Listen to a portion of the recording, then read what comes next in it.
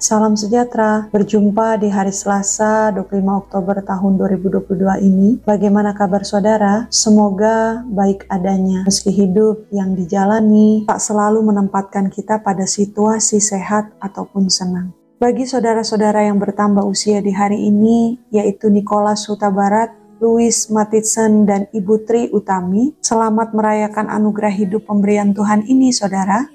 Saatnya kita bersama-sama merenungkan firman Tuhan. Maka mari berdoa. Ya Tuhan, tolonglah kami memahami firman-Mu ini, sebab kami lemah dan terbatas. Berikanlah kami hikmat-Mu untuk menghayatinya melalui perilaku hidup kami hari lepas hari. Amin. Kitab Yeremia pasal 9 ayat 1 hingga 11 menyatakan, sekiranya kepalaku penuh air dan mataku menjadi pancuran air mata, maka siang malam aku akan menangisi orang-orang putri bangsaku yang terbunuh. Sekiranya di padang gurun aku mempunyai tempat penginapan bagi orang-orang yang sedang dalam perjalanan, maka aku akan meninggalkan bangsaku dan menyingkir daripada mereka. Sebab mereka sekalian adalah orang-orang berzina, suatu kumpulan orang-orang yang tidak setia. Mereka melenturkan lidahnya seperti busur, dusta dan bukan kebenaran merajalela dalam negeri. Sungguh mereka melangkah dari kejahatan kepada kejahatan, tetapi Tuhan tidaklah mereka kenal. Baiklah, setiap orang berjaga-jaga terhadap temannya, dan janganlah percaya kepada saudara manapun, sebab setiap saudara adalah penipu ulung, dan setiap teman berjalan kian kemari sebagai pemfitnah, yang seorang menipu yang lain,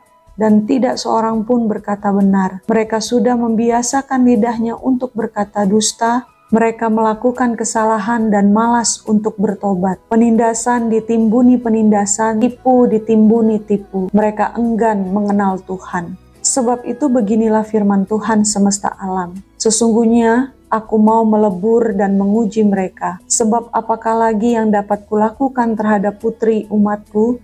Lidah mereka adalah anak panah yang membunuh. Perkataan dari mulutnya adalah tipu. Mereka berbicara damai dengan temannya, tetapi dalam hatinya mereka merancang pengadangan terhadapnya. Masakan aku tidak menghukum mereka karena semuanya ini? Demikianlah firman Tuhan. Masakan aku tidak membalas dendamku kepada bangsa yang seperti ini? Menangis dan merintilah karena gunung-gunung, dan merataplah karena padang rumput di gurun. Sebab semuanya sudah tandus sampai tidak ada orang yang melintasinya.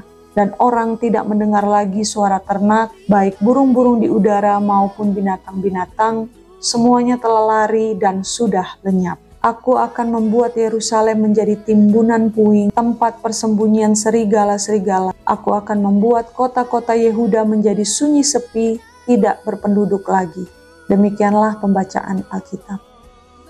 Saudara yang Kristus kasihi, mengenal nyatanya bukan hanya sekedar tahu, tetapi juga mengerti gerak-gerik dan tingkah polanya. Mengenal menjadi kunci dari keprihatinan Yeremia yang termuat di bagian firman Tuhan hari ini. Lamanya kebersamaan umat dengan Tuhan bukanlah alat pengukur pasti bahwa umat mengenal Tuhan, sebab ada kebiasaan hidup yang senantiasa menjadi rintangan terberatnya. Firman Tuhan hari ini memberikan saran bagi kita semua untuk berjaga-jaga, baik dalam bersikap maupun saat menaruh rasa percaya kita. Sebab mengenal bukan saja bersifat intelektual, tetapi juga bersifat aktual. Seberapapun banyaknya kita melahap atau mengkonsumsi firman Tuhan per hari, tetapi kalau kebiasaan hidup masih duniawi, itu ibaratnya merindukan surga, tapi praktek hidupnya neraka. Jika demikian, maka marilah mengingat bahwa selalu akan ada resiko yang harus ditanggung dan dihadapi di masa depan ketika kita enggan mengenal Tuhan. Amin. Mari kita berdoa. Ya Bapa, di dalam kasih-Mu, Engkau memberi pada kami hari baru sebagai peluang untuk kami membaktikan diri kepadamu. Saat kami hendak beraktivitas, maka ajar kami mengenal-Mu ya Tuhan. Tuntunlah kami di dalam Roh Kudus-Mu, agar dalam kami berperilaku sikap hidup yang memuliakan nama-Mu, dan semakin mendekat pada kasih-Mu, itulah yang terwujud di dalam diri kami. Dalam nama Kristus Sang Firman yang hidup, kami berdoa dan bersyukur kepadamu. Amin. Semangat beraktivitas, Tuhan beserta kita sekalian.